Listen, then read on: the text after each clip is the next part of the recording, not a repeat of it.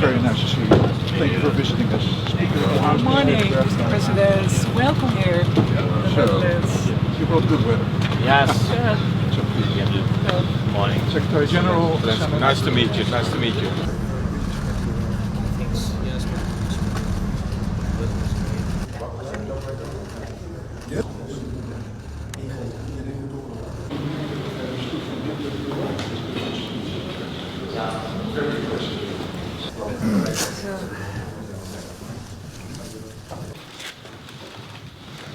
It's an important visit. Yeah?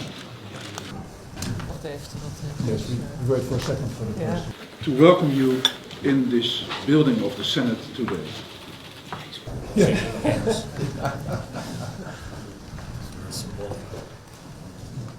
Shall I start? Your Excellencies, it's a great privilege for us to receive you here today. The Russian army continue to fill us that has entered a second year now.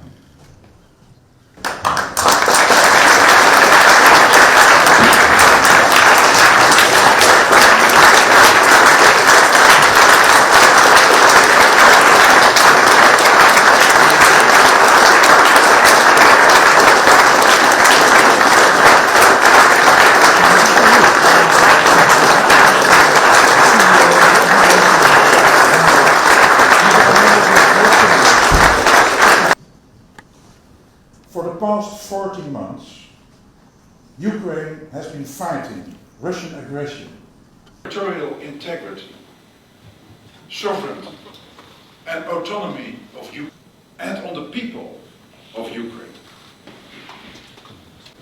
Is expressed in a telling way in the first words of your national anthem. The Netherlands will celebrate the importance of freedom since our country was liberated on May 5th, 1945. Your country was invaded. And it translates to the war have defended and continue to defend the territorial autonomy of Ukraine. Impresses us greatly of Ukraine.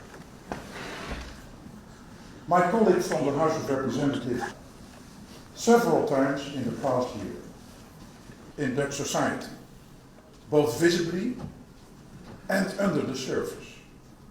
First remember those we lost during World War II all over the world.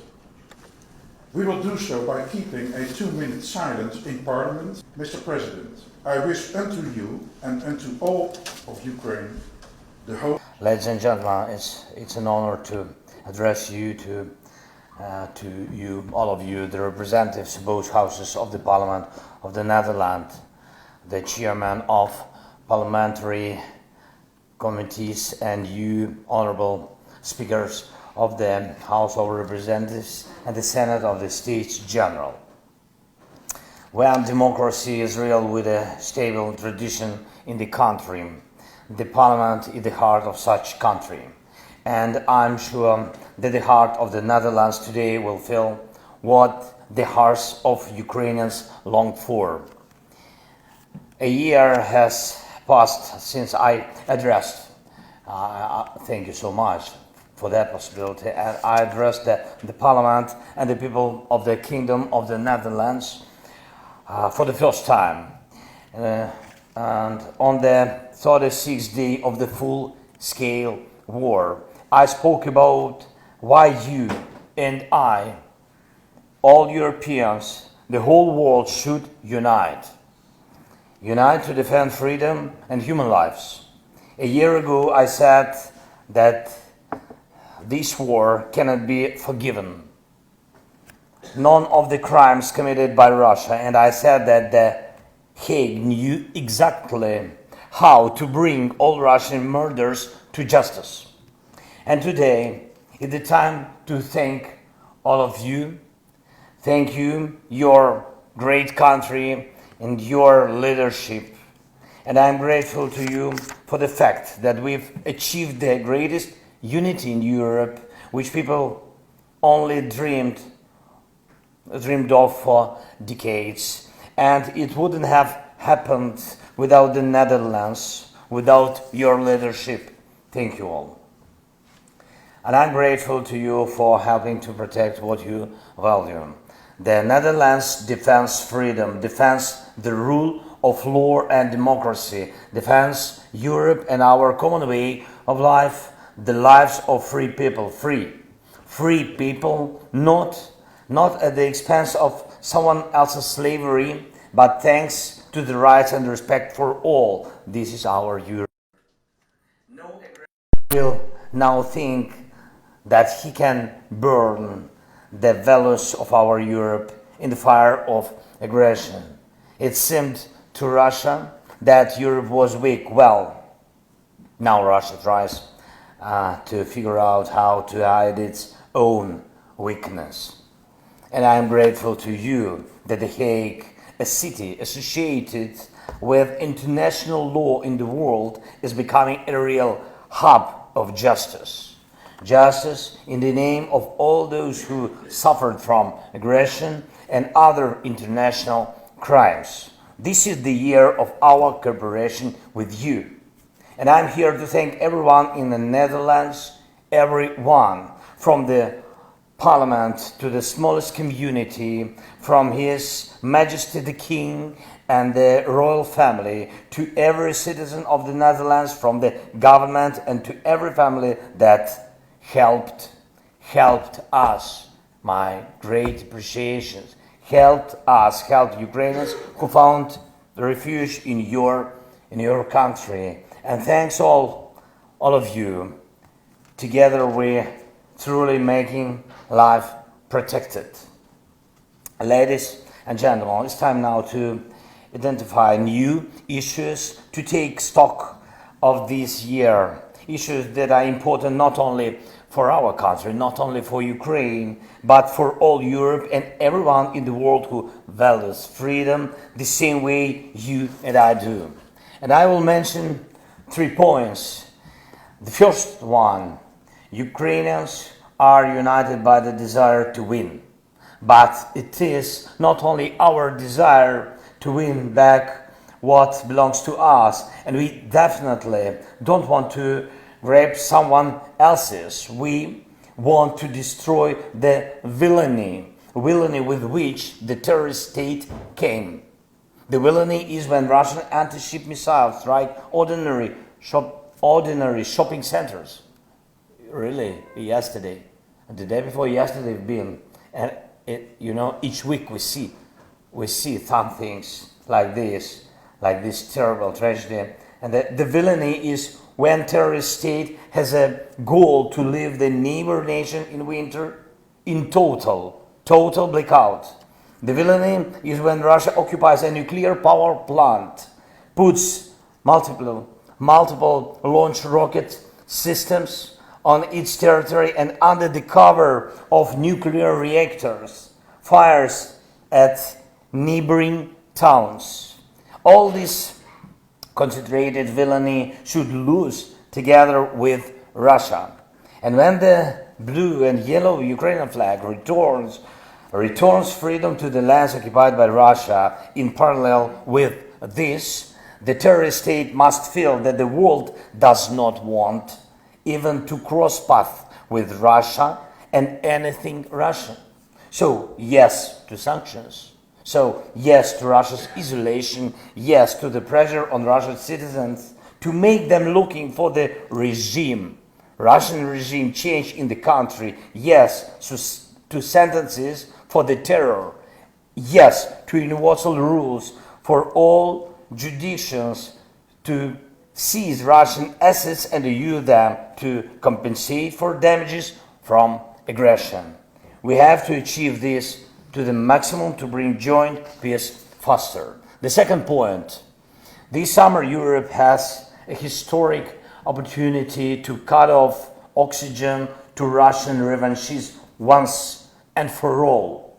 NATO July summit is quite the time that allows to remove the security uncertainty in Europe.